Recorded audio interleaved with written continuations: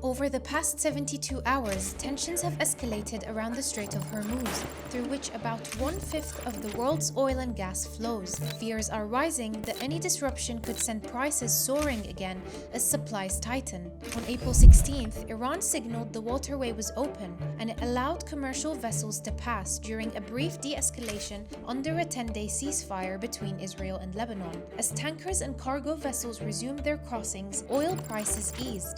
This will be a great and brilliant day for the world because Iran has just announced that the Strait of Hormuz is fully open and ready for business and full passage.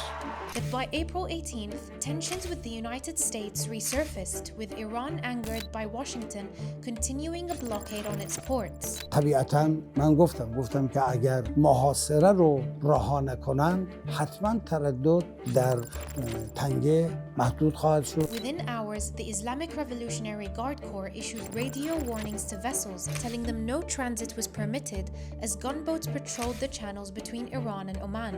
By midday, Iranian forces had fired on 2 Indian flagships, forcing them to turn back toward the Arabian Sea as traffic through the strait began to fall sharply. Tehran later said the strait would remain restricted unless the US lifts what it calls a siege on Iranian ports.